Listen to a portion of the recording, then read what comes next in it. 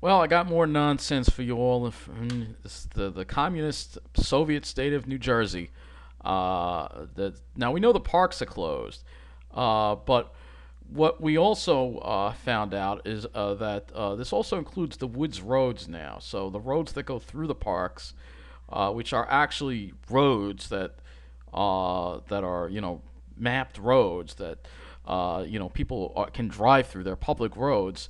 The governor has now said this park's closure includes all woods roads. So it says Governor Phil Soviet Murphy, that's my nickname for him now. April 7th executive order, which closed all parks to slow the spread of COVID-19, also includes woods roads. No vehicle or through traffic is permitted until the governor lifts the executive order and parks are reopened. Now, don't ask me how somebody driving on a woods road can cause somebody to spread the virus, but it says areas patrolled, of course. New Jersey State Park Police will be on patrol, ensure no one is in any area of the park, including on woods roads. Save yourself the trip and stay home. During this time, woods roads are only for emergency vehicles.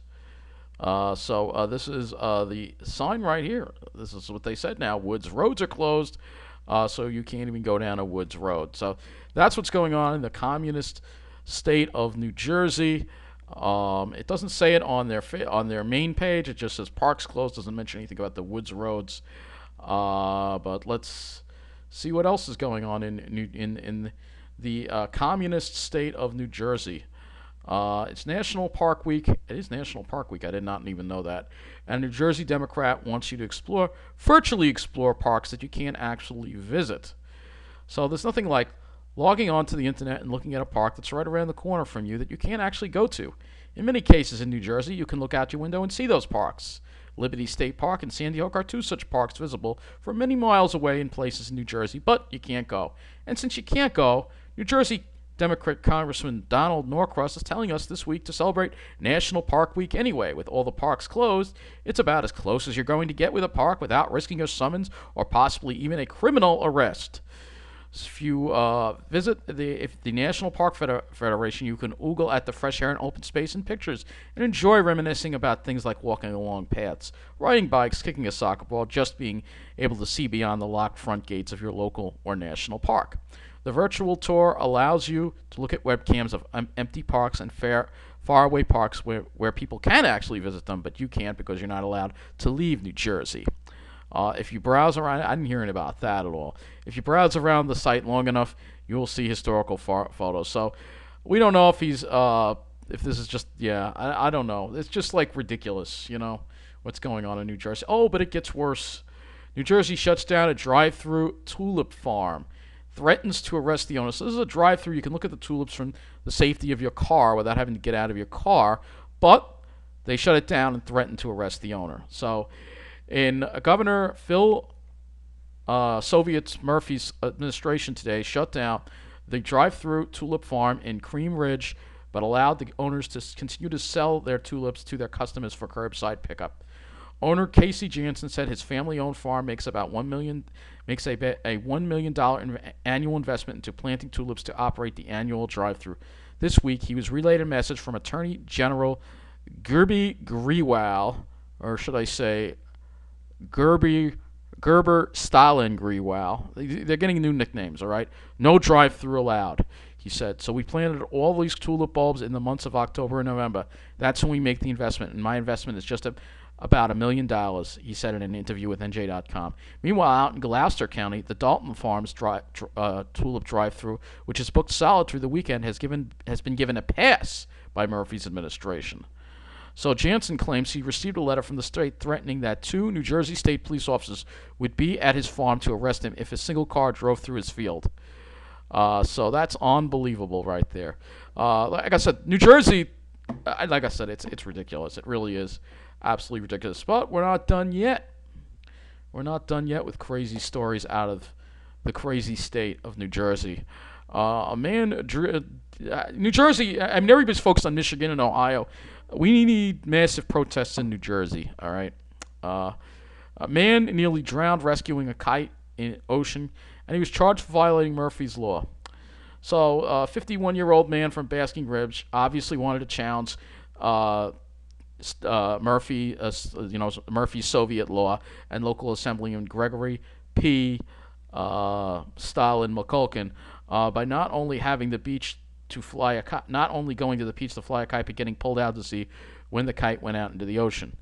So, after being rescued by a surfer who was most likely also violating the law, but he was a local, not a Benny.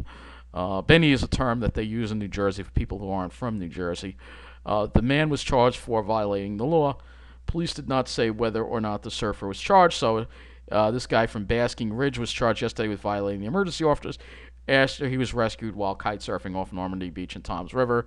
Crews responded to a report of a kite surfer in distress approximately 50 yards offshore and drifting northbound in the water with strong winds and current.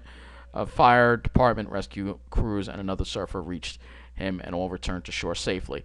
Now, I have mixed feelings about this because obviously if you're doing something kind of risky like kite surfing, the emergency services are kind of strained as it is. I have mixed feelings. I'm not going to defend what that guy did. I'm not. All right.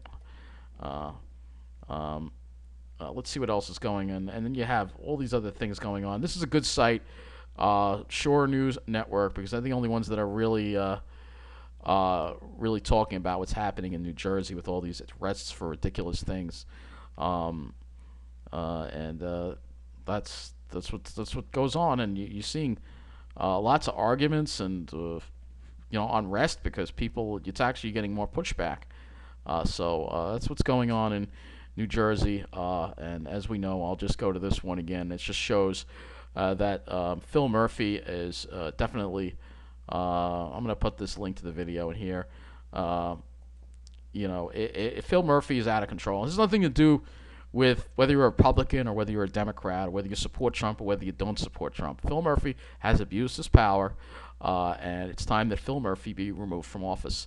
And I believe there is a petition to recall Phil Murphy, so I'm going to try to find it and put that in this video too, because I think Phil Murphy needs to be removed. He's gone way too far this time, and he continues to keep threatening people, and the police just go along with it. It's time for people in New Jersey to rise up and, dare I say, maybe try to even, well, I can't say it. It's up to the people in New Jersey to do it, but if you do protest here, these people are kind of close together.